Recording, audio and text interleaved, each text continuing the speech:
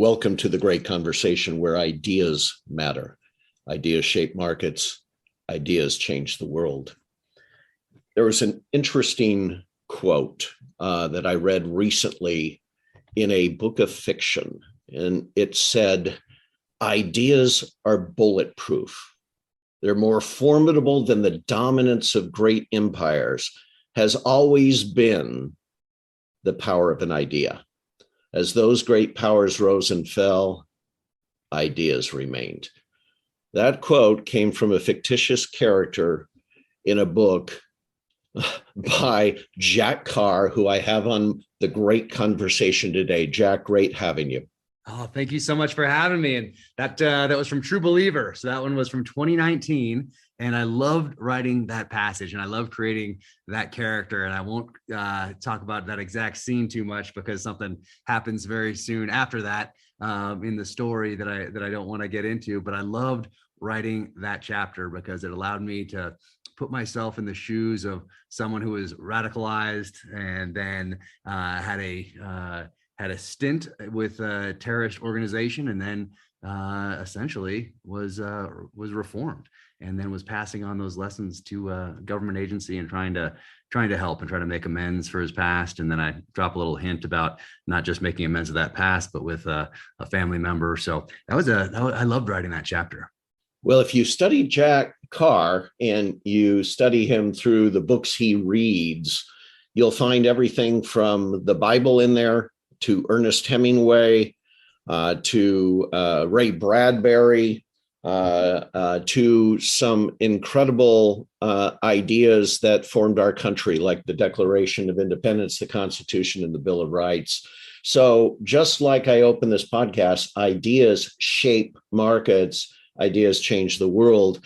I explored your books, every one of them, through the ideas that James Reese shared with us. And those went from strategies and tactics to what we heard from Majid, this character in the book we just cited. So what I'd like to do, if you don't mind, is bounce off those ideas and how much of those ideas are meaningful to how we live in this culture, in this world today. Does that sound fair?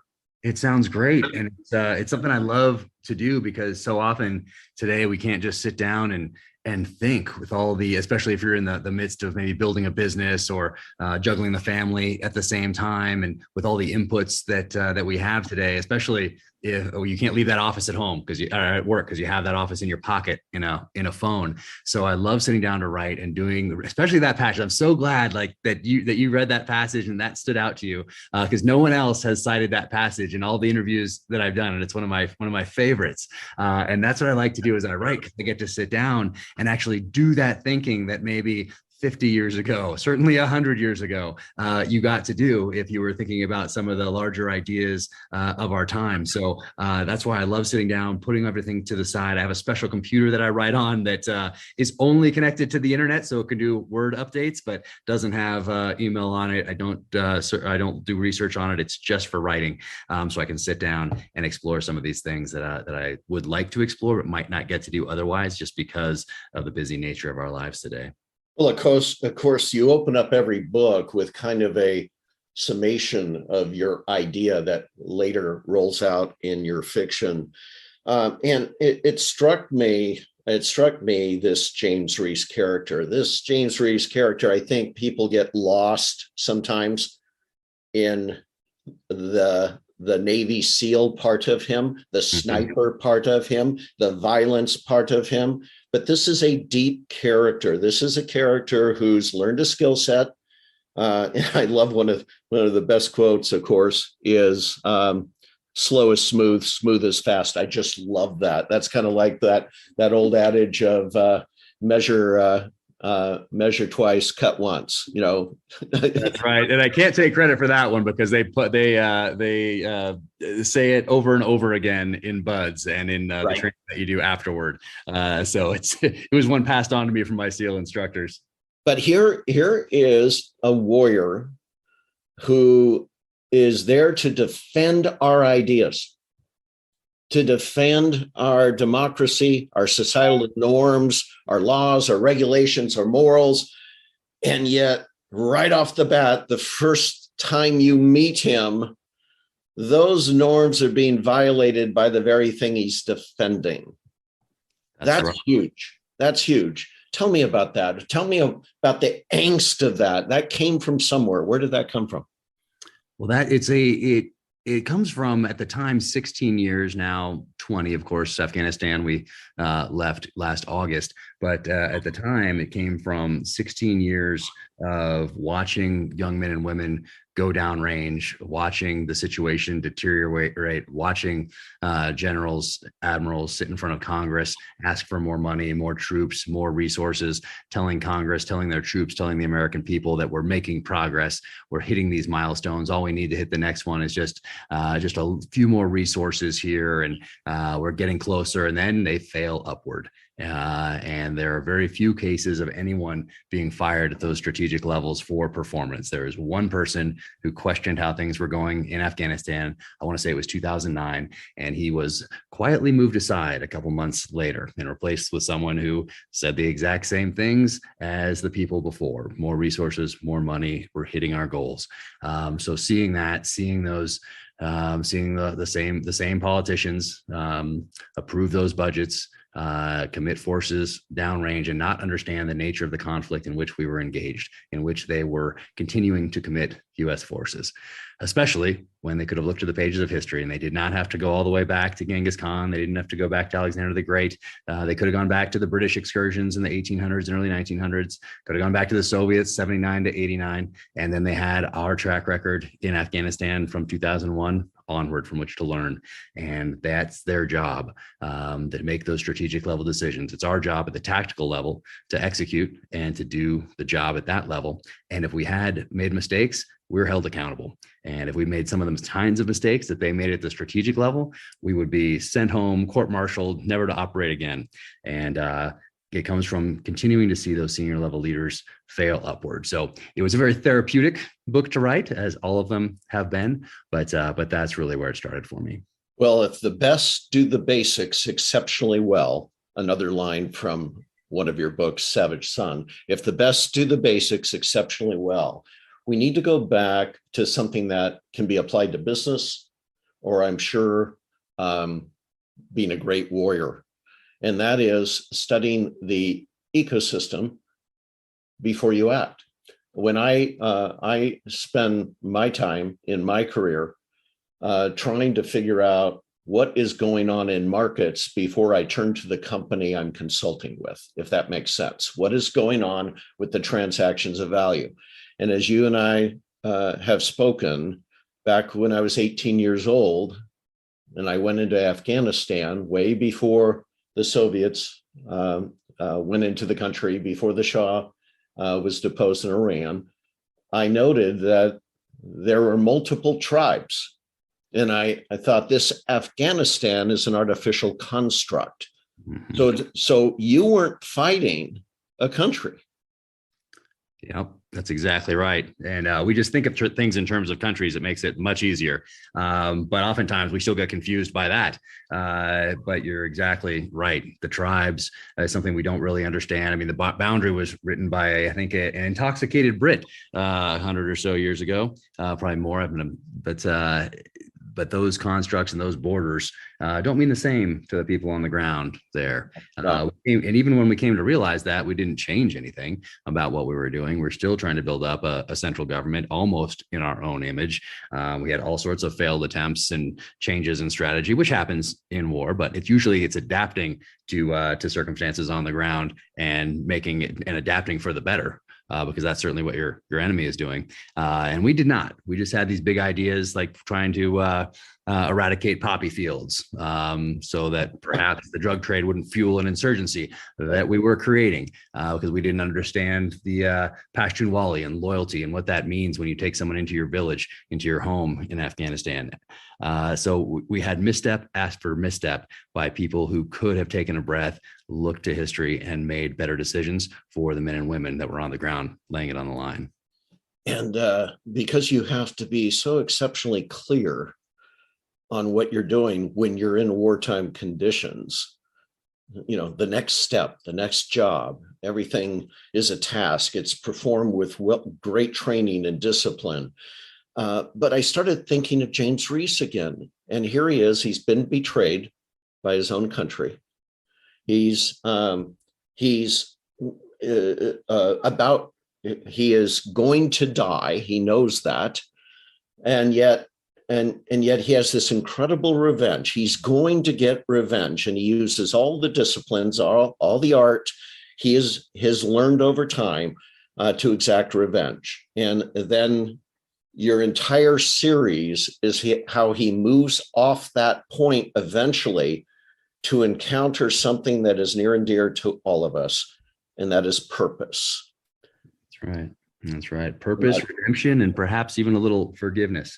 But when we talk about those skills, it was important to me not just to have him have skills that he learned in the military. I needed him to use skills that he had learned by studying the enemy, because I needed him to essentially become that insurgent, become that terrorist that he'd been fighting for so long on U.S. soil. So I do that by talking about and having him use those tactics, those methods that work so well against us downrange in Iraq and Afghanistan on U.S. soil. And then I also make that point by showing him change physically. His hair gets longer, his beard gets longer. He raids the armory of his enemy, which is his own armory at this point, to arm himself to go up against the very country that had created him and betrayed him. So all those things were important. And it was also important that someone could grab this from the shelf and read it without knowing or ever realizing any of those things, and just having a good beach read. But for those like you who want to go a little deeper, there are different levels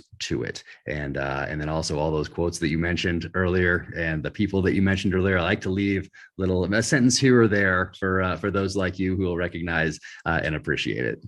Well, you know, it's so interesting and so applicable. I know everyone wants to just think of it in warrior terms, but it's so applicable to life and business, if I may. For example, here he is, book after book after book. And I'm thinking of you, Jack. I'm thinking of you in 2016, so-called retiring. And you provide another great quote in one of the books. And you're discussing what it means to leave and need to return. And that Martin Sheen's quote from Apocalypse Now: when I was here, I wanted to be there. When I was there, all I could think about was getting back into the jungle. Kind of like me in semi-retirement here, knowing I have a family, knowing I have a purpose that goes beyond anything I do, but still yearning for that experience that I had when I was younger, whether I was a famous athlete, a famous actor, or a famous warrior. That's James Reese as he goes through these 4 books, and it must have been you. Well, it's we're all going on this journey. We're all on this journey called life. Every one of us has a slightly different path, and in this country, anyway, we get to choose that path, and we get to make our own decisions and live with the consequences of those decisions, and learn from them, and build upon our failures, capitalize on our successes and our momentum. A lot of countries out there obviously do not have those options and opportunities that we do. So I think this character has resonated for a few reasons. One, that the emotions and the feelings behind the things he does comes from a real place. It's not just me as an author talking to a former special operations sniper about what it was like to do that job in Ramadi at the height of the war, and then translating that through filtering it through whatever biases I might have had, whatever expectations I might have built up from previous interviews or other movies and books. But really, it's going direct from how I felt doing those things and applying them to a fictional narrative, what it was like to get ambushed, that sort of a thing, what it was like to build a target package and track someone with technical means, corroborating that with multiple human sources, what that felt like, not just the doing of it. So I think that it resonated because of that authenticity piece. People recognize that a lot more today, much more than they did 20, 30, 40, 50 years ago, certainly.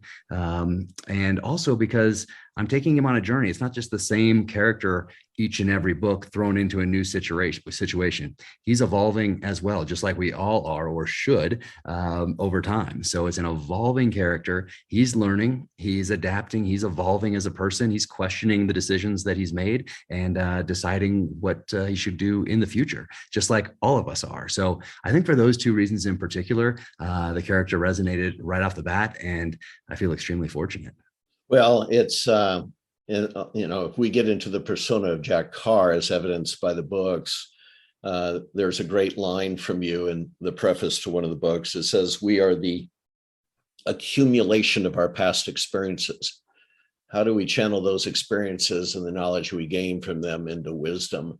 Of course, Solomon's greatest ask, greatest prayer to his God was to be a man of wisdom. And then later in life, he says that too might just be dust, just might be something that is also something we shouldn't strive for. But because you also cite William Shakespeare in the book, what is past is prologue. And by the way, that I'll never forget when I first saw that line. That was in the lobby of McDonnell Douglas, the company that helped send us to the moon, build some of the top fighter aircraft.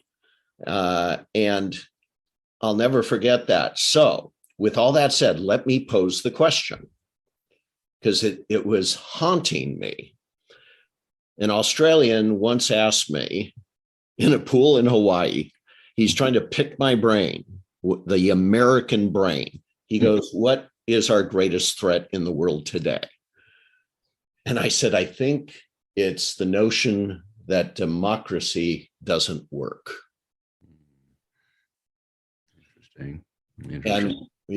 And with authoritarian regimes like Putin, China, North Korea, and Iran, and you've been on the ground, here's James Reese saying, it's in many respects throughout the book, yeah, we have rules, we have mores, but we also have engagement against very nefarious characters in the world where our rules and mores may not work. Did you struggle with that?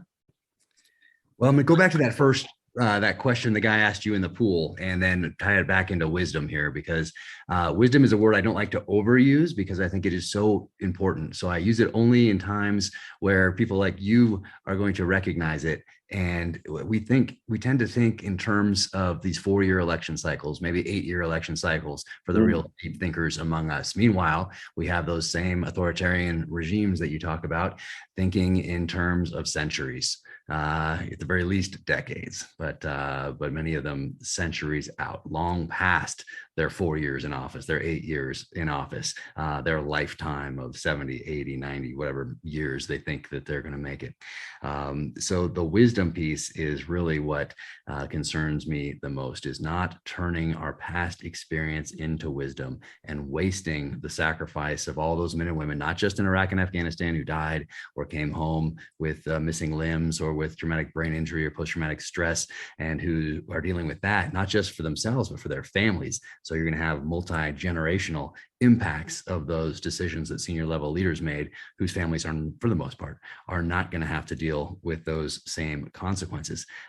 So it's taking the experience of our time there, but also honoring everyone else who has done that from the inception of this country up until today, to give us these options, these freedoms, these opportunities, but learning from all those experiences and applying it going forward as wisdom.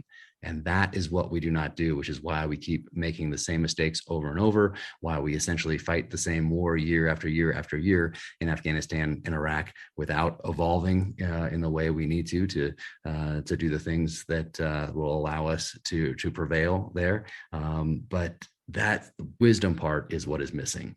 We're making decisions, but we're not taking the lessons and of our time, not just Iraq, Afghanistan, like I said, but throughout history, and applying them going forward as wisdom. And wisdom is that key word right there. You hit exactly on it. And, when you say, when that person asks you about, in the swimming pool, asks you that question, it's so hard, because my my fourth book, The Devil's Hand, what I did was put myself in the enemy's shoes. So I thought, hey, if I am Iran, if I am Russia, if I am China, if I am North Korea, if I'm a super empowered individual, if I'm a terrorist organization, what have I learned over these past years watching America, watching the United States at war in Iraq and Afghanistan? So I started there, but then COVID hit, and then a summer of civil unrest hit, a very contentious election cycle hit. And because I'm in the enemy's shoes, I'm thinking, what is the enemy learning from these things, not just from what we did on the ground in Iraq and Afghanistan? The conclusion I came to was that if I'm the enemy, I might not need to do too much to defeat the United States right now. I might just sit back and watch this play out, because we're doing a pretty good job of destroying ourselves from the inside. And then as an author, of course, I have to figure out a way around that, if that's my conclusion, which I do. And I'll let readers pick up the book and figure out how I did that. But for me, that's our greatest threat, is tearing ourselves apart. And one way that we can combat that really is by educating this next generation to what has been sacrificed so that they can have these choices that they do. And I fear that's going to be lost on most of them, but I really think that's the only thing that's going to help us prevail as a country. Without giving away another aspect of the book, but kind of tangential to what you just talked about, you quote a passage from a pastor is citing a passage at a funeral. I won't say whose, because it might ruin the plot, but it's Isaiah 6:8. Whom shall I send? Who will go for us? Here I am. And what's interesting about that passage in the context of the whole chapter is Isaiah is realizing that everything's fallen apart. And yet the Lord is asking, whom shall I send? Who will go for us? And of course, he says, here I am, take me. And that passage epitomized the warrior spirit. There still may be stuff that's slowly decaying over time that could be reconstructed. Our democratic ideals, maybe waking the bear as they did in World War II with the attack on Pearl Harbor. But the point is, we need people like James Reese, who says, here I am. That just seemed to epitomize it all. Is that what you intended? That's it. I've heard that line so many times, read at funerals of my friends over the years, and so it stands out and means quite a bit to me. But yeah, you have this character, James Reese, who is questioning, as probably a lot of people did over the years, as they saw Iraq and Afghanistan continue to deteriorate despite our quote unquote best efforts and continued investment of blood, treasure, resources. So he has to ask that. All of us have really had to ask that question. And very few people I know, even if they questioned how things were going at the strategic level, cited that as a reason to leave and get out. We all stayed in the fight as long as we could, and because that was what was asked of us. That's how we're wired. That warrior blood, I think, just flows in a lot of us. It probably flows in a lot of people that never listened to that calling, because you're only here today, really, because you had an ancestor that was good at the fighting and good at the hunting. Because without those two things, up until very recently in the human experience, you would cease to exist. So it flows in all of us. It just takes a different level of experience to be awakened in some. But we're all here today because we had ancestors that were good at those two things. Well, human beings are tool builders. Tools are agnostic. They're not good or evil. So the rifle can be used to hunt for food, and it can be used to hunt the adversary who threatens the community. So you bring that up very well. And of course, you're a student of the most dangerous game, as you cite one of the books, The Hunter and the Hunted.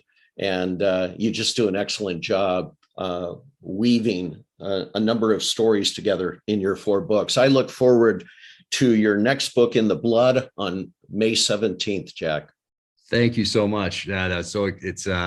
I love that you've enjoyed the novels. I've certainly, other than being a SEAL, writing thrillers was the only thing I wanted to do with my life. So those different quotes and those little nuggets that you're noticing here, it wasn't just because I woke up one day and decided to be a thriller author or to give it a shot. It's a lifetime of study. So for you to recognize something that I read in the 6th grade, 7th grade, 8th grade, high school, or somewhere over the past 20 years, and as a fan, as a reader, essentially as a student of the genre, and to find those in there, that makes my day. So I sincerely appreciate it. This has been a great conversation with Jack Carr.